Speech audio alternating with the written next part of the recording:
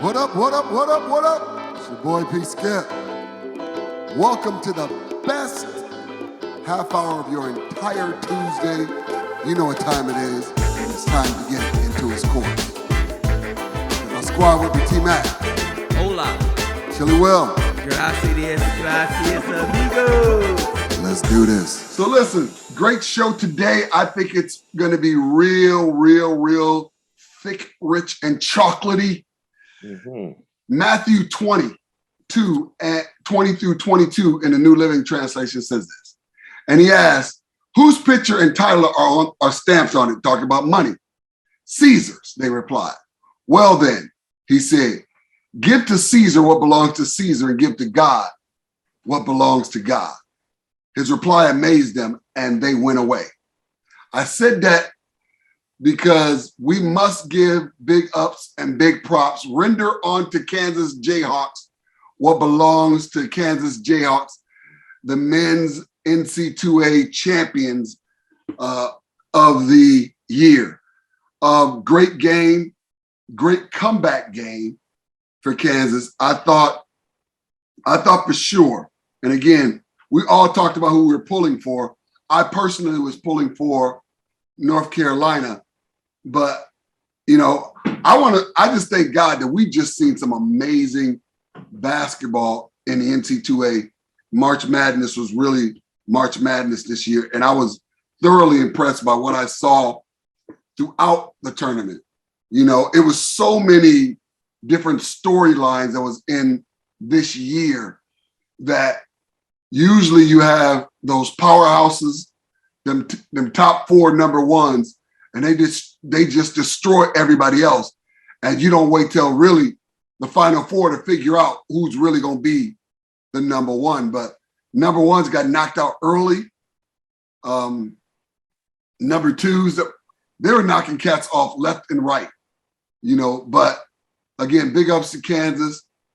Rock Chalk Jayhawk, whatever that means, that's what it is.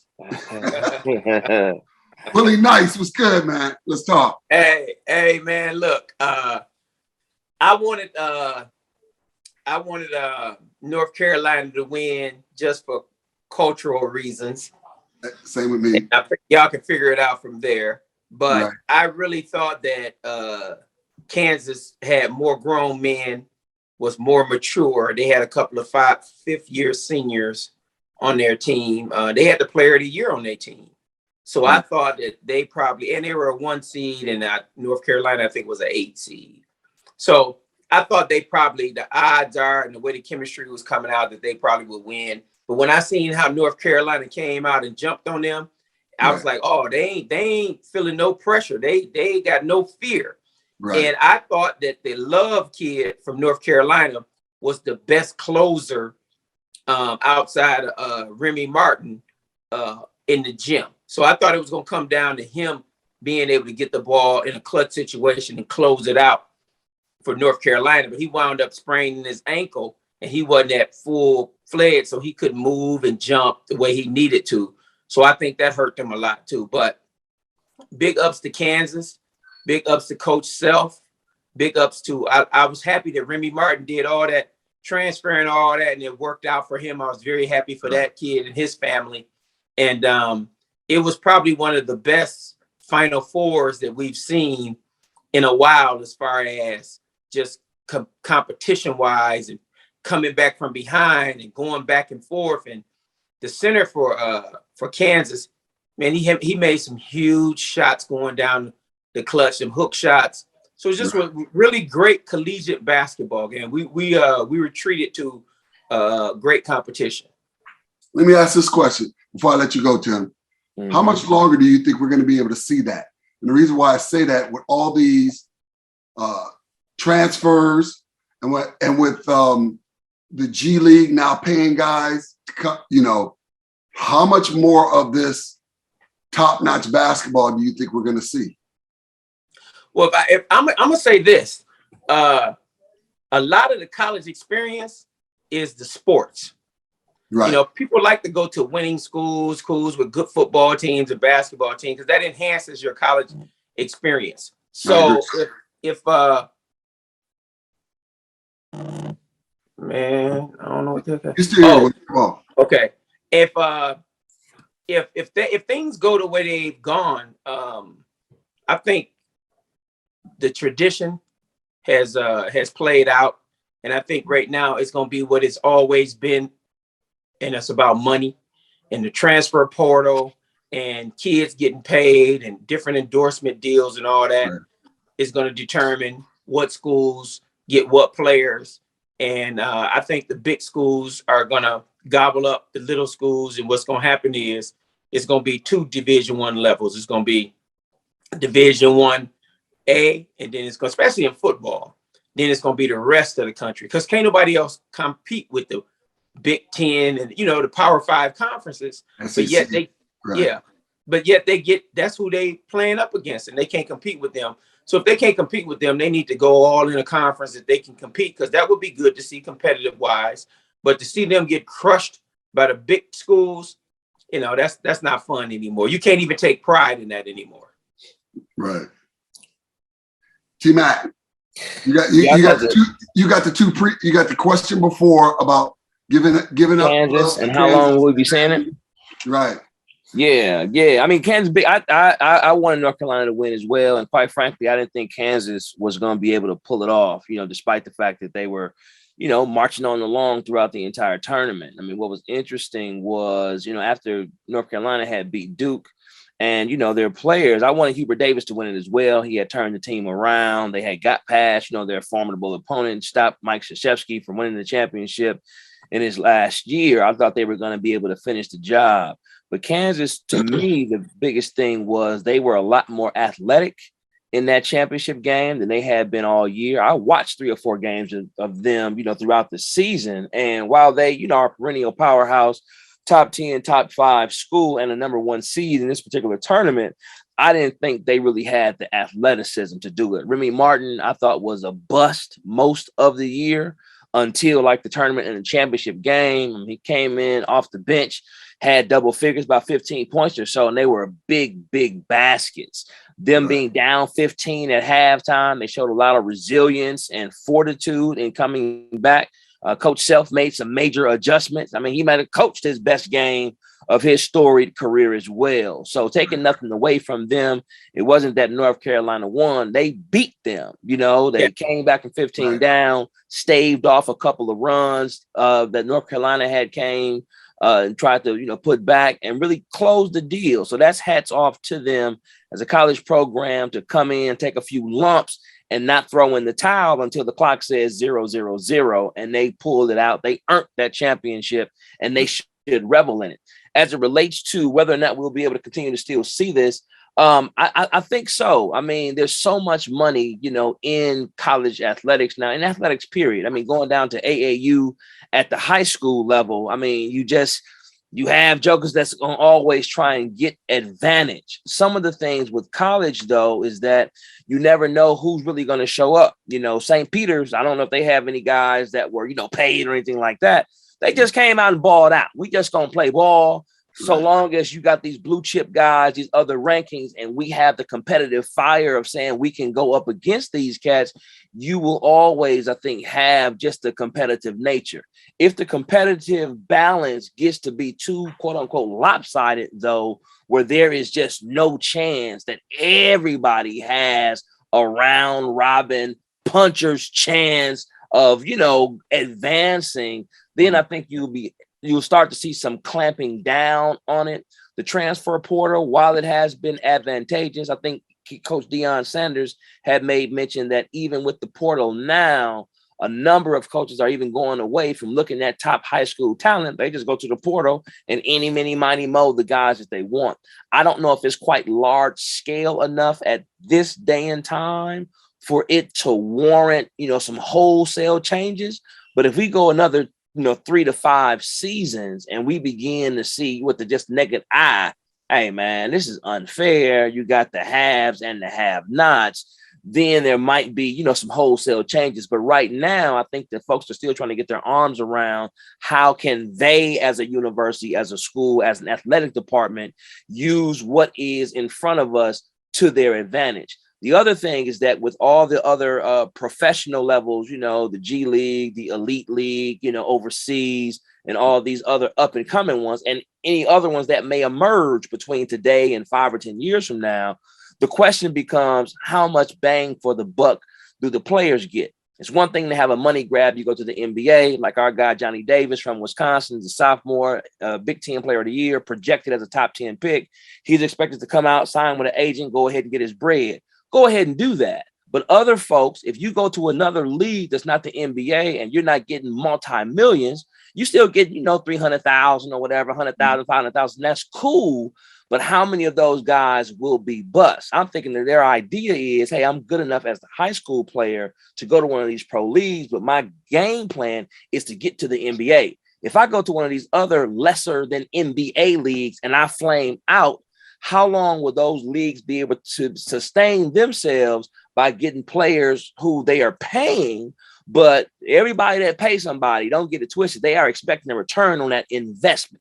They can give you all the niceties, they can wine and dine you, but you best believe them jokers is expecting for a payout somewhere down the line. And if they have some years of paying these guys who are high school stars, but they never get past this second tier professional level, I don't know if they're going to keep doling out the money if these guys don't go from their starter kit league, if you will, on to the NBA, where they can say, hey, when players come to our league, we groom them and they go to the NBA. I don't know if players aren't doing that, if those leagues are going to be able to be sustained, or will they go the way of the USFL or other professional leagues that came in trying to siphon off the top tier talent, but ended up flaming out because it couldn't be sustained. So I think time will tell on all of these different moving X factors. And we as the fans will get a chance, to benefit from it, because we'll get a chance to see competition at its highest and varying levels of competition. So we'll check it out and see, but it's hard to beat the whales because they've been doing it for a long time. And that would be the NBA and the NCAA. They've got a monopoly on this thing, and they might let other folks get some nibbles. But if it comes down to these other leagues usurping them, I don't necessarily see that. I think, first of all, the NC2A landscape is going to change because they're going to have to start paying everybody as players.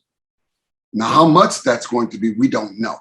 Mm-hmm. And once that starts happening, then does Nike and Adidas and Under Armour then dictate the players and where they go? Because there's Nike schools, there's Adidas schools, there's Under Armour schools. But I do think that once they opened up the door to start paying players, you're never going to be able to close that door back. And so now these players are coming into college thinking, who's going to pay me the most bread? That will determine where I'm going out. I'm going to the highest bidder. I think that's what's going to begin to happen. And I think that in itself is going to begin to change the landscape, because now college is sort of going to be the G League once they start paying these kids. And the G League is going to be like the Pro-Am League.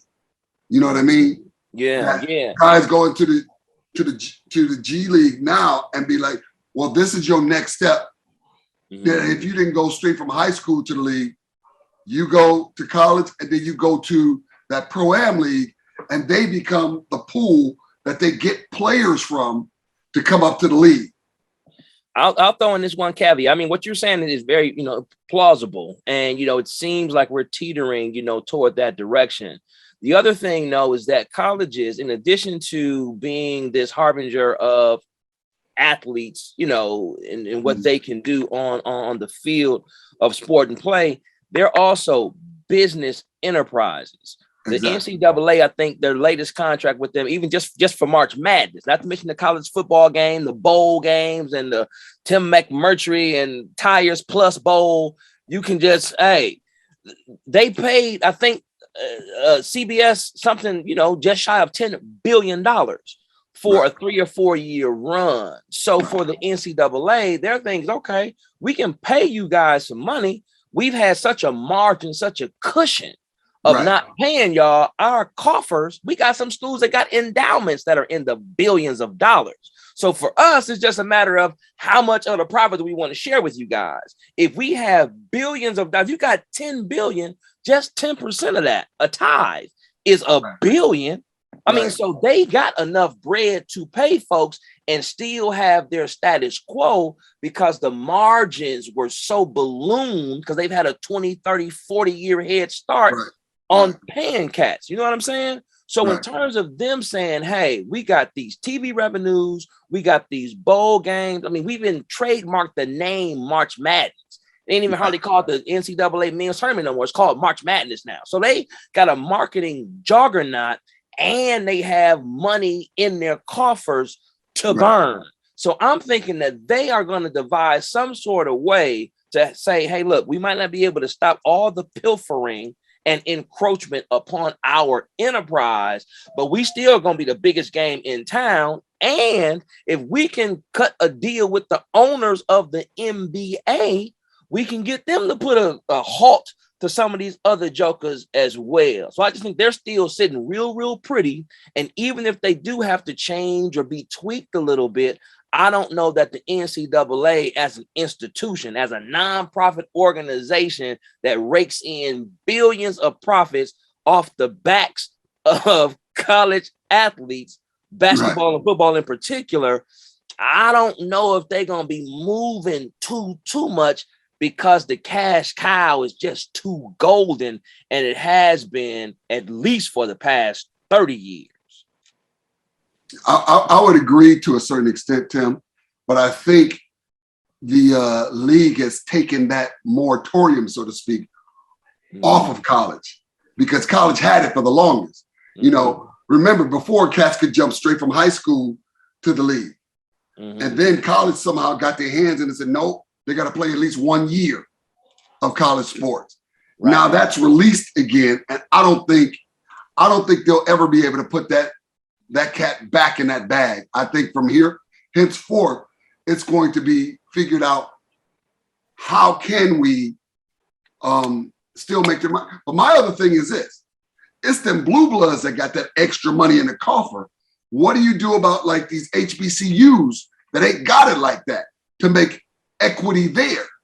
You know, do you say, okay, well, does the TV revenue be shared among all the colleges or just, you know, the blue bloods get this money? Something has to be done to make this equitable and fair, and something has to be done to be able to help these Black colleges come up and begin to allow, because remember, back in the day, Black players went to Black colleges. They didn't go to the Kansases because they didn't want them. But then they saw that, hey, these jokers are beating us. So we got to get some more raisins in our oatmeal because this ain't going to work very long and we ain't going to keep winning. And so they're going to figure it out. I'm with you. They're going to figure it out. But how they figure it out, we'll see. We'll see if it's equity in it or is it still going to be the we're us, y'all. We got us. Y'all get y'all. And I think it's going to be more of that. If I just say this last piece on that, I think it's going to be more of that. I think that the sports piece is a microcosm of society, just like communities, you know, the Black community and the white community. You know what I'm saying? And unless you support your own, you ain't going to have nothing.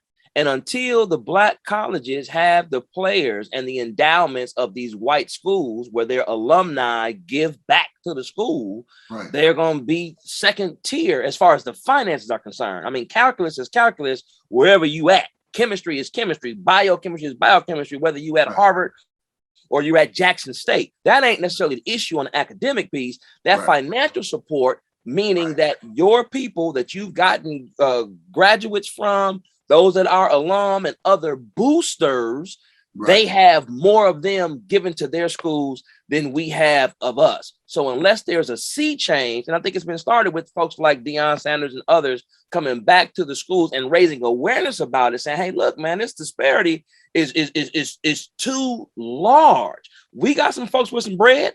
All of the NFL is 90% Black. NBA, 90% Black, with Chris Paul saying, hey, I went to Wake Forest. I didn't do North Carolina A&T, but I'm paying attention to them now. If more of those kind of things can happen and we begin to help ourselves first, we begin to build the leverage for being able to say, okay, now we are demanding more equity. In addition to that, the Black community by and large has what, $1 trillion to $3 trillion of spending power? Maybe some of the red bottoms that we get ought to be instead given to some of our schools so that we can begin to change some of this equity piece. And I think that those are some of the grassroots kind of ways, at least from the outset, that we can begin to turn the tide and at the same time make demands and pressure the NCAA to, hey, spread that wealth around some as well. Start putting more of our games on TV so that the commercial revenue that you guys get from commercials can go to our schools too, as opposed to folks not ever seeing us on TV because Oklahoma and Nebraska is always playing. We want to see us too. Put Grambling State versus Southern on more often so that it can come into the lexicon and the psyche of America, and that support can continue to grow. I'm going to say this and then we'll move on. The first Black college football game I ever saw was on BET back in the day. Mm-hmm. And they stopped putting those out. I want to also give a big ups to the NBA for during All-Star weekend having the All-Star game for HBCUs. I thought that was huge. Classic. Yeah. I thought that was mad huge. And I thought it was a major Howard versus Morgan State, I believe. Right. Something. I thought it was mad huge, and I thought it was a huge step towards them really creating equity in this. You know, so I was excited for that. But moving on, fellas, listen. 2 Timothy 1:7 in the New Living Translation says this. For God has not given us a spirit of fear and timidity, but of power, love, and a self-disciplined mind. Now, I said that because do you think in the NBA, in the Eastern Conference, that teams are trying to avoid Brooklyn in that first round by losing or tanking games, or even trying to hurry up and win to not play them in the playing games? It seems to me that a lot of teams are trying to avoid Brooklyn, but I'm of the ilk of the Bucks is like, listen, I don't care what Brooklyn brings. We are not afraid of them, and we're ready for them. But I do think there are some teams that are trying to avoid them because it seems like there's some tankage going on, that they don't want to be number one, just in case. But I think that I've never seen it like this, that you try to avoid. People didn't try to avoid the Bulls back in the day. They're like, we want to get in the playoffs. If we got to play the Bulls, we got to play the Bulls. Yeah. Everybody got to go through Mike anyway. But for some reason, there's a fear on Brooklyn that, for me, Brooklyn has proven nothing. They haven't proven they can win a championship. They haven't proven that their coach can make in-game decisions to win a championship. And they haven't proven that there's a leader. So I see no fear in Brooklyn, but we'll let you go first on this one, Tim. Where do you see? What do you see? I'll be quick. I think there has been, I'll say, some concern. I don't know if I'll go so far as folks have been deliberately trying to avoid them jokers, but there's been some real concern, particularly from, I believe, Philadelphia and Boston. As far as Miami and the Bucks are concerned, I think they're like, hey, we are trying to win, and we aren't afraid against going against Brooklyn or going through the best so that we can be the best. We don't want nobody talking about no asterisk where y'all only won because this, that, and the other. Joker, we won because we was the best team on the floor and on the court. At the end of the day, we won. They didn't. Give us our props and shut up. So those two teams, I believe, are really, really gunning for the Eastern Conference Championship. And if they have to play against, Brooklyn to do that and beat them, they're ready for it. They are on a collision course, I believe, for the Eastern Conference Finals, that being the Miami Heat and the Milwaukee Bucks. Miami really, really wants to get their lick back against the Bucks. They think that over the past 3 or 4 years, last year notwithstanding, they've had good success in the playoffs against the Bucks, put them out as the number 1 seed year before last. So I don't think that they are necessarily, shivering in their boots off neither Brooklyn or Milwaukee. And they think that last year was an aberration as opposed to the rule. So I think those two teams out of the Eastern Conference ain't pressed about Brooklyn and are looking to play against each other once we get to the end of this playoff run, fighting for a berth to represent the Eastern Conference when we get to the finals. Willie Nice. Yeah, I think you're 100% correct. I think there are some teams that are actually trying to position themselves so they're not on a course to face Brooklyn.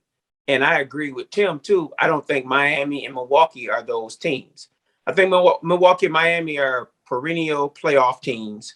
They're both coming from Eastern Conference finals and championship games, and they just believe in what they're doing, their culture, their coaching, their atmosphere, their players, and they're not really. But some of those teams that, like a Boston or Chicago or Toronto, Philadelphia. Chicago, Toronto, Philly. some of those teams, Philly, they think that they would be better off not being in the way of Brooklyn. So I'm gonna say I'm 100% sure, if I had to bet anything of value, that there are some teams that are ducking Brooklyn, and I would bet also that there are some teams that could care less. Right. I agree. Speaking of which, I think Miami, we still don't know what Miami's going to be because they got some inter squad turmoil there. I really don't think that blow up that with Butler and Spoelstra, I think that's the tip of the iceberg, because you can't, as a teammate, you can't tell me, Udonis, I will whoop your behind, because when these cameras go off, I'm coming to see if you really gonna do that. So I think you can't say that with the cameras on and think that's just going to be forgotten. And Jimmy Butler has a history of rubbing teammates wrong and rubbing coaches wrong. And I'm wondering, it seems like he gets about a 2-3 year stint, and then he's about ready to go. And it seems like if he's supposed to be the leader of that team, the backbone or the nucleus of that team, I think having the nucleus upset when you're going into the playoffs, I think that's major. And so I do believe that this could be ugly for Miami, because how do you as a player say, okay, I'm going to go into battle with this coach after we done just cussed each other out. He done came after me. I done came after him. And another player jumped on his side that don't even get on the floor. Well, awesome. Well, listen, another great show. Tune in next week, same bat time, same bat channel, every Tuesday night from 7 to 7:30, right here on Joy 1340 AM, 98.7 FM, for the #1 faith-based sports talk show in the entire world. Into its courts. Until next week, have an amazing week. Peace.